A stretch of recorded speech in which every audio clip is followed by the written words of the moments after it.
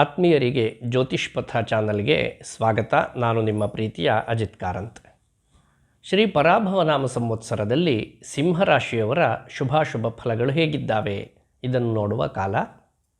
ಈ ಹಿಂದೆ ನಾನು ಮಾಡಿದ 2026ರ ವರ್ಷ ಭವಿಷ್ಯ ಹಾಗೂ ಕುಜರಾಹು ಸಂಯೋಗ ಎನ್ನುವಂತಹ ವಿಶೇಷ ಸಂಚಿಕೆ ಇದನ್ನೆಲ್ಲ ಒಮ್ಮೆ ಅವಲೋಕಿಸಿಕೊಂಡು ಬಂದರೆ ನಿಮಗೆ ಈಗ ನಾನು ಹೇಳಬಹುದಾದ ಶುಭಾಶುಭ ಫಲಗಳು ಹಾಗೂ ಪರಿಹಾರಗಳು ಅದರ ಜೊತೆಗೆ ಇದನ್ನು ಸೇರಿಸಿದಾಗ ಪೂರ್ಣ ಪ್ರಮಾಣದಲ್ಲಿ ಒಂದು ಪರಿಹಾರ ಮಾರ್ಗ ಎನ್ನುವಂಥದ್ದು ಕಾಣುತ್ತೆ.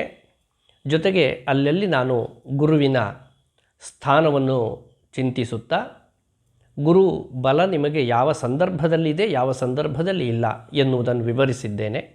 ಇದನ್ನು ಕೂಡ ನೀವು ನೋಡಿಕೊಂಡು ಬರಬೇಕು.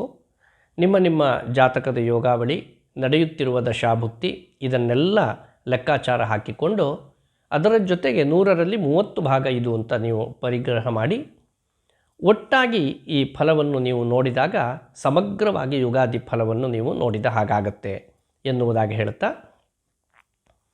ಶ್ರೀ ಪರಾಭವ ನಾಮ ಸಂವತ್ಸರದ ಯುಗಾದಿ ಸೂರ್ಯೋದಯಕ್ಕೆ ಸರಿಯಾಗಿ ಆಗದೆ ವಿಶ್ವಾವಸು ನಾಮ ಸಂವತ್ಸರದ ಅಮಾವಾಸ್ಯೆಯ ದಿವಸ ಬೆಳಿಗ್ಗೆ 6:54 ಇದು ಬೆಂಗಳೂರಿನ ಸಮಯ.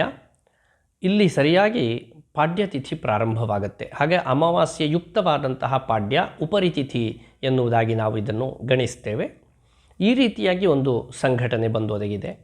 ಆ ಸಮಯಕ್ಕೆ ಸರಿಯಾಗಿ ನಾವೊಂದು ಕುಂಡಲಿಯನ್ನು ಸಿದ್ಧ ಮಾಡಿದಾಗ ಅಲ್ಲಿ ಮೀನ ಲಗ್ನ ಬಂದಿದೆ. ಲಗ್ನದಲ್ಲಿ ರವಿ, ಚಂದ್ರ ಹಾಗೂ ಶುಕ್ರ, ಶನಿ ಇವರ ಸಮಾಗಮ, ಚತುರ್ಗ್ರಹ ಯೋಗ. ವೃಷಭ ರಾಶಿಯಲ್ಲಿ ಮಾಂದಿ ಹಾಗೂ ಮಿಥುನ ರಾಶಿಯಲ್ಲಿ ಗುರು, ಸಿಂಹರಾಶಿಯಲ್ಲಿ ಕೇತು ಅಂದರೆ ಜನ್ಮದಲ್ಲಿ ಕೇತು, ಸಪ್ತಮ ಸ್ಥಾನದಲ್ಲಿ ಅಂದರೆ ಕುಂಭ ರಾಶಿಯಲ್ಲಿ ಕುಜ, ವಕ್ರೀಗತನಾದಂತಹ ಬುಧ ಹಾಗೂ ರಾಹು ಇವರ ಸಮಾಗಮ. ಇದಿಷ್ಟು ಕುಂಡಲಿ ಗ್ರಹ ಸಂಪತ್ತು. ಇದನ್ನು ಆಧರಿಸಿ ನಿಮಗೆ ಶುಭಾಶುಭ ಫಲಗಳನ್ನು ನಿರೂಪಿಸುವುದಾದರೆ, ಅಷ್ಟಮದ ಶುಕ್ರನ ಕಾರಣದಿಂದ ದುಃಖನಾಶಂ ಮಹತ್ಸೌಖ್ಯಂ ಬಂಧು ಮಿತ್ರ ಸಮಾಗಮಂ ರಾಜಸಮ್ಮಾನ ಮೃದಾಪ್ತಿಂ ಅಷ್ಟಮ ಭೃಗುನಂದನೆ. ಬಹಳ ಶುಭ ಫಲವನ್ನೇ ಹೇಳಿದ್ದಾರೆ. ದುಃಖನಾಶ, ಒಳ್ಳೆಯ ಸುಖದ ಕಾಲ, ಬಂಧು ಮಿತ್ರರನ್ನೆಲ್ಲ ಒಳಗೊಂಡು ಒಳ್ಳೆಯ ಆಮೋದ ಪ್ರಮೋದದಿಂದ ಸಮಯ ಯಾಪನೆಯನ್ನು ಮಾಡ್ತೀರಿ, ರಾಜ ಸಮ್ಮಾನಕ್ಕೊಳಗಾಗುತ್ತೀರಿ. ಒಂದು ಅಧಿಕಾರಿ ವರ್ಗದವರು ಅಥವಾ ಹಿರಿಯರು, ಸಮಾಜದಲ್ಲಿ ಗಣ್ಯರು ಅವರೆಲ್ಲ ನಿಮ್ಮನ್ನು ಸನ್ಮಾನಿಸುವಂತಹ ಒಂದು ಕಾಲ. ಮೃದಾಪ್ತಿಹಿ ಅಂದರೆ ಭೂಲಾಭ ಎನ್ನುವಂಥದ್ದು. ಭೂಮಿಯ ವಿಷಯದಲ್ಲಿ ಯಾವುದೇ ಒಂದು ವ್ಯವಹಾರವನ್ನು, ಹೂಡಿಕೆಯನ್ನು ನೀವು ಮಾಡಿದರೆ ಅದರಿಂದ ಲಾಭವನ್ನು ಗಳಿಸುವಂತಹ ಕಾಲ. ಜೊತೆಗೆ ವರ್ಷದ ಆದಿಯಲ್ಲಿ ಲಾಭದಲ್ಲಿರುವಂತಹ ಗುರುವಿನ ಕಾರಣದಿಂದ ಯಶೋವೃದ್ಧಿ, ಬಲಂ ತೇಜ, ಉತ್ತಮವಾದಂತಹ ದೃಢಕಾಯತ್ವ, ಬಲ ಹಾಗೂ ಒಳ್ಳೆಯ ತೇಜಸ್ಸನ್ನು ಹೊಂದುತ್ತೀರಿ. ಸರ್ವತ್ರ ವಿಜಯಂ ಸುಖಂ, ಮಾಡುವ ಎಲ್ಲ ಉದ್ಯೋಗ ವ್ಯವಹಾರಾದಿಗಳಲ್ಲಿಯೂ ವಿಜಯವನ್ನು, ಸುಖವನ್ನು ನೀವು ಕಾಣುತ್ತೀರಿ.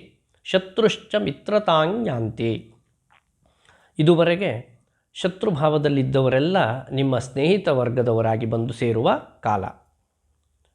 ಇನ್ನು ಅಶುಭ ಫಲಗಳು ಇಲ್ಲವೇ ಹಾಗಾದರೆ ಸಿಂಹರಾಶಿಯವರಿಗೆ ಅಂತ ಕೇಳಿದರೆ, ಜನ್ಮದ ಕೇತು ದೇಹಪೀಡೆಯನ್ನು ಕೊಡ್ತಾನೆ ಹಾಗೂ ಸಪ್ತಮದ ಕುಜ ಕಲತ್ರ ಕಲಹ, ಕಲತ್ರ ಪುತ್ರ ಭ್ರಾತೃಣಾಂ ವಿರೋಧಂ ಅಂದರೆ ನಿಮ್ಮ ಸಂಗಾತಿಗಳೊಡನೆ, ಮಕ್ಕಳೊಡನೆ ಹಾಗೂ ಸಹೋದರರೊಡನೆ ಒಂದು ಕಲಹವನ್ನು ಉಂಟು ಮಾಡ್ತಾನೆ.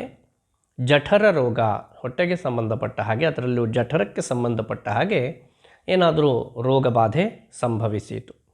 ಸಪ್ತಮದ ಬುಧನ ಕಾರಣದಿಂದ ಸರ್ವಾಂಗ ಜಾಡ್ಯ, ಅಲ್ಪ ಲಾಭ, ಒಂದು ಒಳ್ಳೆಯ ಲಾಭವನ್ನು ನೀವು ನಿರೀಕ್ಷೆ ಮಾಡಿ ಹೂಡಿಕೆಯನ್ನು ಮಾಡಿದ್ದೀರಿ, ಆದರೆ ಅಷ್ಟು ಪೂರ್ಣ ಪ್ರಮಾಣದಲ್ಲಿ ಲಾಭ ಬರದೆ ಅಲ್ಪ ಲಾಭ ಹಾಗೂ ಅಂಗಜಾಡ್ಯ, ಮೇಲಿಂದ ಮೇಲೆ ಸೋಮಾರಿತನ ನಿಮ್ಮನ್ನು ಬಾಧಿಸಬಹುದು.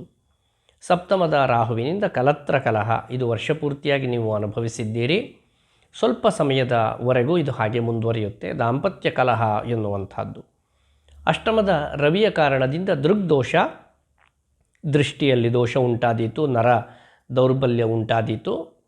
ಹಾಗೂ ದುಃಖ ಮತ್ತು ದುಃಖ ವಾರ್ತಾಶ್ರವಣ ಎನ್ನುವಂತಹ ಒಂದು ಯೋಗ. ಯಾವುದಾದರೂ ಒಂದು ಕೆಟ್ಟ ಸುದ್ದಿಯನ್ನು ಕೇಳಿ ಅದರಿಂದ ದುಃಖವನ್ನು ಅನುಭವಿಸುವ ಕಾಲ. ಅಷ್ಟಮದ ಚಂದ್ರನಿಂದ ಅಜೀರ್ಣ ಬಾಧೆ ಹಾಗೂ ಬಾಧೆ. ಈ ಜಾನು ಅಂದರೆ ಮೊಣಕಾಲಿನಲ್ಲಿ ನಿಮಗೆ ಸ್ವಲ್ಪ ಬಾಧೆ ಹೆಚ್ಚಾಗುವ ಸಾಧ್ಯತೆ ಉಂಟು ಈ ಪರಾಭವನಾಮ ಸಂವತ್ಸರದಲ್ಲಿ. ಅಷ್ಟಮದ ಶನಿಯ ಕಾರಣದಿಂದ ನಾನಾ ಕಾರ್ಯವಿನಾಶಂಚ ದೇಹಬಾಧಾನ್ ಧನಕ್ಷಯಂ. ಬೇರೆ ಬೇರೆ ಕಾರ್ಯಗಳು ಇವೆಲ್ಲ ಕ್ಷಯವನ್ನು ಹೊಂದುವ ಕಾಲ ಹಾಗೂ ದೇಹಬಾಧೆ, ಹಣವನ್ನು ಕಳೆದುಕೊಳ್ಳುವಂತಹ ಕಾಲ. ದಶಮದ ಮಾಂದ್ಯೆಯ ಕಾರಣದಿಂದ ಧಾರ್ಮಿಕ ಕಾರ್ಯಗಳಲ್ಲಿ ವಿಘ್ನ. ಯಾವುದೋ ಒಂದು ದೇವತಾ ಕಾರ್ಯ, ಧಾರ್ಮಿಕ ಕಾರ್ಯ, ಇದನ್ನು ನಾನು ಮಾಡ್ತೇನೆ ಅಂತ ನೀವು ಭಾವಿಸ್ತೀರಿ, ಆದರೆ ಮೇಲಿಂದ ಮೇಲೆ ಅದಕ್ಕೆ ವಿಘ್ನಗಳು ಬಂದು ಒದಗಬಹುದು. ಕರ್ಮಕ್ಕೆ ಪ್ರತಿಫಲ ಇಲ್ಲ. ತುಂಬ ಶ್ರಮವನ್ನು ವಹಿಸಿ ಮಾಡಿದ ಯಾವುದೇ ಕರ್ಮ ಉತ್ತಮವಾದಂತಹ ಫಲವನ್ನು ಕೊಡದೇ ಹೋಗಬಹುದು. ಹಾಗೂ ವರ್ಷ ಪೂರ್ತಿಯಾಗಿ ನಿಮಗೆ ಆಯ 5 ವ್ಯಯ 5 ಅಂದರೆ ಸರಿ ಸಮಾನವಾಗಿಯೇ ಇರುತ್ತೆ. ಇದೊಂದು ಒಳ್ಳೆಯ ಫಲ. ಆರೋಗ್ಯ 1, ಅನಾರೋಗ್ಯ 1, ಇದು ಕೂಡ ಬ್ಯಾಲೆನ್ಸ್ ಇದೆ. ರಾಜಪೂಜಾ 4, ರಾಜಕೋಪ 2. ಅಧಿಕಾರಿ ವರ್ಗದವರ ಸಹಾಯ ಸಹಕಾರ 4 ಗುಣ ಸಿಕ್ಕಿದರೆ ಅವರ ಅಸಹಕಾರ 2 ಗುಣ ದೊರಕುತ್ತೆ. ಇದು ಕೂಡ ಚೆನ್ನಾಗಿಯೇ ಇದೆ. ಸುಖ 6, ದುಃಖ 3, ಇದು ಕೂಡ ಚೆನ್ನಾಗಿಯೇ ಇರುವಂಥದ್ದು. ಇನ್ನು ಸಿಂಹರಾಶಿಯವರಿಗೆ ವರ್ಷಪೂರ್ತಿಯಾಗಿ ನವಗ್ರಹರ ಆರಾಧನೆ, ಶ್ರೀ ಮಹಾಗಣಪತಿಯ ಆರಾಧನೆ ಅನುಷ್ಠಾನ ಮತ್ತು ಲಕ್ಷ್ಮೀನಾರಾಯಣರ ಆರಾಧನೆ ಅನುಷ್ಠಾನ, ಇದರಿಂದ ಇರುವಂತಹ ಎಲ್ಲ ದೋಷಗಳು ನಿವಾರಣೆಯಾಗಿ ನೀವು ಶುಭವನ್ನು ಕಾಣುವುದರಲ್ಲಿ ಯಾವುದೇ ಅನುಮಾನ ಇಲ್ಲ. ಮತ್ತೊಮ್ಮೆ ನಿಮ್ಮ ಗಮನಕ್ಕೆ, ಇದು ಕೇವಲ 100ರಲ್ಲಿ 30 ಭಾಗ ಮಾತ್ರ. ಉಳಿದಂತಹ 70 ಭಾಗ ನಿಮ್ಮ ಜಾತಕದ ಯೋಗಾವಳಿ ಮತ್ತು ನಡೆಯುವಂತಹ ದಶಾಭುಕ್ತಿ, ಇದನ್ನು ಅನುಸರಿಸಿಕೊಂಡು ಫಲವನ್ನು ನಿಷ್ಕರ್ಷೆ ಮಾಡಬೇಕಾಗತ್ತೆ. ಆದ್ದರಿಂದ ಪರಾಭವ ನಾಮ ಸಂವತ್ಸರದಲ್ಲಿ ಸಿಂಹರಾಶಿಯವರು ಹೆಚ್ಚು ಹೆಚ್ಚು ಶುಭ ಪರಂಪರೆಯನ್ನು ಕಾಣುವಂತಾಗಲಿ ಎನ್ನುವುದಾಗಿ ಹಾರೈಸ್ತೇನೆ. ಧನ್ಯವಾದಗಳು. ಶುಭಮಸ್ತು.